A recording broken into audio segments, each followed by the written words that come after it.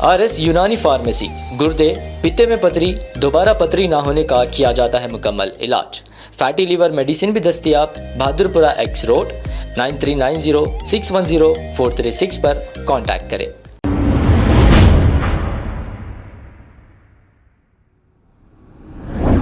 अस्सलाम वालेकुम नाज़रीन, 7H न्यूज़ में आपका इस्तकबाल है। BRS भवन में एक माइनॉरिटी मीटिंग की गई है। इस मौके पर Haj committee chairman Mohammed Saleem, IT minister KTR, साबिका होम मिनिस्टर महमूद अली और दूसरे भी मौजूद थे। आइए देखते हैं ये रिपोर्ट। కేసీఆర్ గారి మీద పోటీ చేయడం అంటే పోచమ్మగుడి ముందు పోటీలు కట్టేసింది. ఎవరైనా ఎగురుతా ఉంటే వాళ్ళ కర్మ నేనే చేస్తున్నాను. అదే భాయ్ సాబ్ ఆయన చెప్పింది కదా, మీరు చూడట్లేదు. కామారెడ్డి నేను గెలవని ఆయన చెప్పింది. ఇండియా టుడే కాంక్లేవ్ లో చూసుకోండి కావాలి. కామారెడ్డి గెలవగానే ఏదో బిల్డప్ పోటీ చేస్తున్నా. ఓడిపోతే నరేంద్ర రెడ్డి మీద ఓడిపోతే కొద్దిగా ఇష్యూ. దయచేసి మీరు వేరే వేరే ప్రశ్నలు అడిగితే నేను వేరే వేరే అదంతా పోతుంది. This party is basically fooling people everywhere, not in the state. They'll come out with multiple declarations, none of which they implement. Udaipur declaration बोले, आज पूरे सीटा बेच लिए, हाईएस्ट बिडर को बेच रहे सीट. तो क्या डिक्लेरेशन का डिक्लेरेशन? ఉదయపూర్ డిక్లరేషన్ అంటారు. ఇప్పుడు 4 ఫ్యామిలీలకు టికెట్ ఇచ్చిరట. ఎక్కడ పడితే అక్కడ సీట్లు మంచిగా అమ్ముకుంటున్నారు. నేను అంటలేను, వాళ్ళే చెప్తారు కాంగ్రెస్ నాయకులు. పాయింట్ ఏంటంటే దేనికి కాంగ్రెస్ పార్టీ ఇచ్చే ఏ డిక్లరేషన్కి చిత్తుకాయల కంటే కూడా ఎక్కువ విలువ లేదు. ఆ పార్టీ చేసే మాటలు, చెప్పే మాటలు పొల్లు మాటలు, ఇచ్చే డిక్లరేషన్ చిత్తుకాయతాలు. ఎందుకంటే వాళ్ళ సొంత పార్టీ డిక్లరేషన్ ఉదయపూర్ డిక్లరేషన్ వాళ్ళే చెప్పింది కదా, ఫ్యామిలీలకు టికెట్ ఇవ్వం, ఫ్యామిలీలో ఒకరికి ఇస్తాం. మరిగా దాన్ని నిలబెట్టుకున్నాడు, సొంత పార్టీని నిలబెట్టుకున్నాడు. దేశంలో ఎక్కడ నిలబెడతాడు, రాష్ట్రంలో ఎక్కడ నిలబెడతాడు, కూడా పట్టుకుంటాడు వాళ్ళు.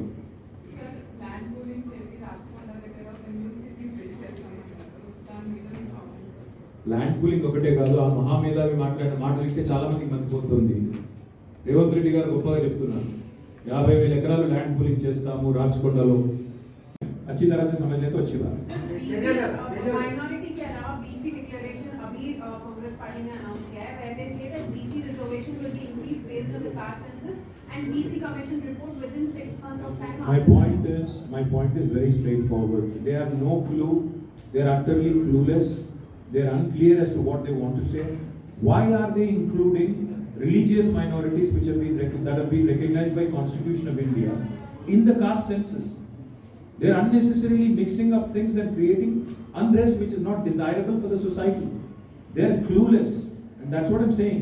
Looks like this report is actually being made in the BJP party office, because BJP is saying the same exact thing, Pasmanda Musalman, and now their Congress party seems to be going the same line.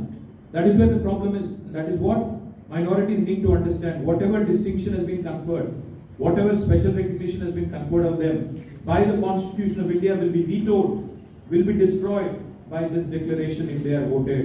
So let them understand very clearly that this is something that is going to destroy the very tenet of the Constitution which recognizes these guys as religious minorities.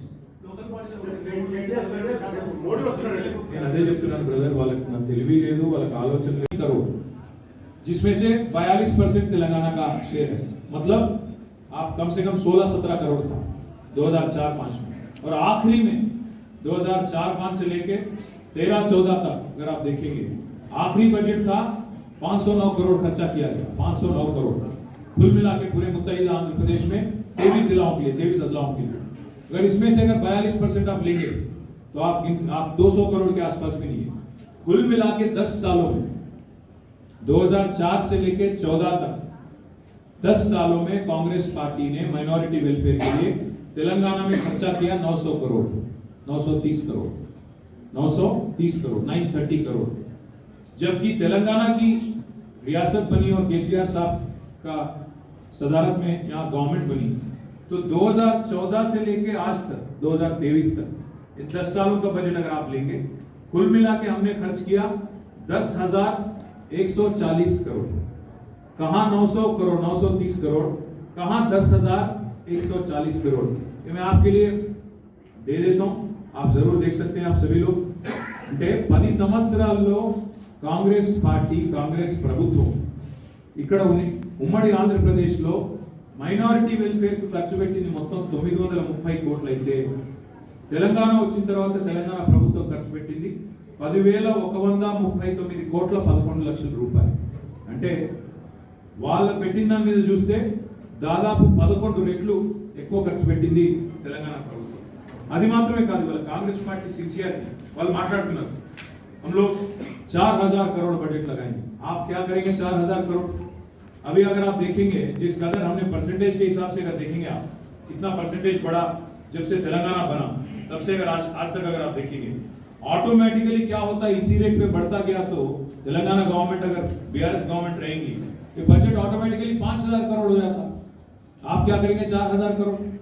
आज जो budget है Telangana government जिस हिसाब से बढ़ाई, अगर आप उसका परसेंटेज इंक्रीज देखेंगे हर साल, आज ऑटोमेटिकली 5000 हो जाता. तो आप इसीलिए हम हमारे मैनिफेस्टो में केसीआर भरोसा प्रोग्राम जो है उसमें साफ साफ सीएम साहब ने कहा कि हम बढ़ाते जाएंगे माइनॉरिटी वेलफेयर बजट, जिस कदर हम लोग बढ़ाते गए पिछले 10 साल आगे भी बढ़ाएंगे करके हमने कह दिया. तो आपकी 4000 क्या है, 5000 यहीं पे बन रहा. अब आपको गुर्दे में और पित्ते में पथरी यानी किडनी स्टोन या गैल ब्लैडर स्टोन होने पर नहीं है घबराने की ज़रूरत. शहर हैदराबाद में सालों से इस इलाज के लिए ख़ानदानी सिलसिले से चला आ रहा है भरोसेमंद नाम RS यूनानी फार्मेसी, जहां पर ख़ास तौर पर पित्ते में मौजूद पथरी और दोबारा पथरी ना होने का किया जाता है मुकम्मल इलाज. आपको इस दर्द से हमेशा के लिए मिल जाएगा छुटकारा. No side effects, no operation. तशखीस करते हुए दवाएं की जाती है फराहम. तो देर ना करें, जल्द ही तशरीफ़ लाए RS यूनानी pharmacy, Bahadurpura X road, opposite Canara bank, Hyderabad.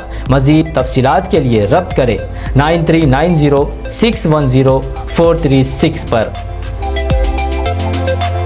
खबर है शहर की, खबर है गाँव की, खबर है सारी दुनिया की. 7H न्यूज पसंद आए तो लाइक कीजिए, शेयर कीजिए और सब्सक्राइब करना ना भूलें. 7H news.